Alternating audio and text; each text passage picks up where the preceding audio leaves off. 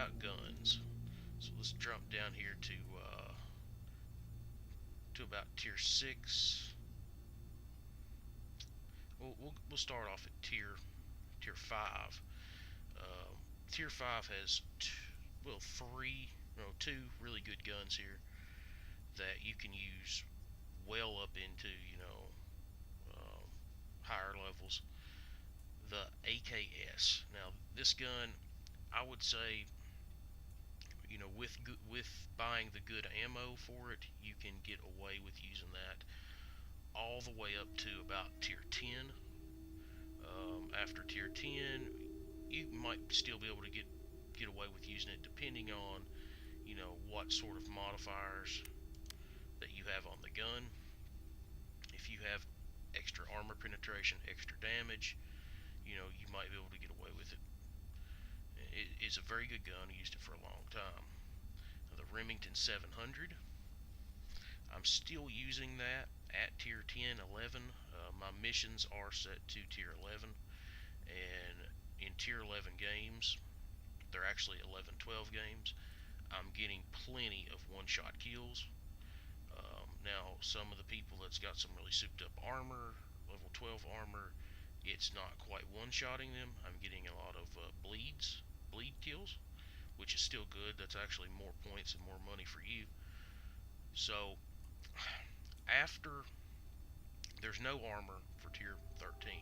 So once you get into tier 14, this gun, it's basically gone. Maybe get away from using it. And the reason why I use this gun more over the SV98, which is the higher level sniper, is the only thing that the other one has on it is 5 less armor penetration. Now the SV8 scope is a weird one with a bunch of numbers on it, a little triangle thing, and for me it's very hard to get a kill. While the Remington scope is a nice straight clean crosshairs, really easy to see through it, really easy to get a kill, and this gun's a lot lighter, the fire rate's a little higher, and like I said, it's only about 5.5 less armor penetration. So if you got a armor penetration mod on it, a blue or green gun, and it had an armor penetration mod, it would be just as good as the other one. In my opinion, it's better as it sits. So the AKM, I've used some. It's not a gun that I liked. It weighs more, slows you down more than the AKS, and it's the rate of fire. I don't like the 600 rate of fire. 650's pushing it. The AKS I have, I believe, is green, and it has a rate of fire mod to it, so it knocks it up to about 7, and that's about where I like to be at on an assault gun. The SKS I used a lot. Love the gun. For me, it was getting kind of iffy at 10, so I quit using it. But up till 10, you shouldn't have much of a problem with it. It's a semi-auto rifle, high damage, high armor penetration. It's sometimes a 2-shot kill, 2-3-shot kill. It's a good gun to take out enemy snipers with because you get multiple shots. They miss and you get 4 or 5 shots on them before they can fire again. The SOK, I haven't used it.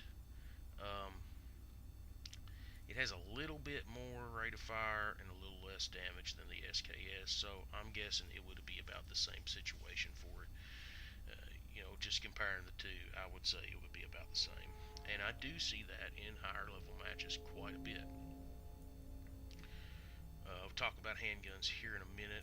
I just want to jump on down to level 8. I don't do shotguns in this game at all.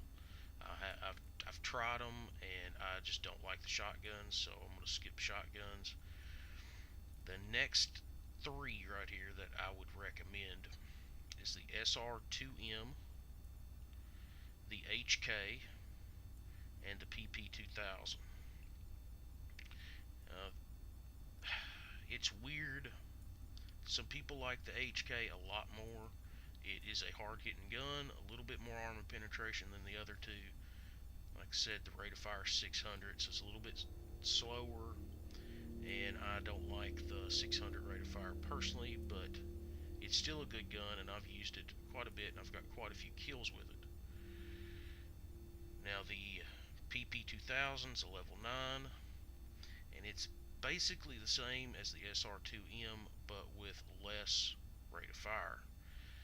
So, in my opinion, the SR2M wins over both of them. I use that gun a lot. Used it in Tier 10, Tier 11, until I got this one, the Viper. Now, this is the gun I'm using. I've used it in Tier 12 matches, and it does just fine. And mine does have a mod to it. I'll pop up compare so you can see. That gives me 715 rate of fire and 1 extra damage, which is not that much.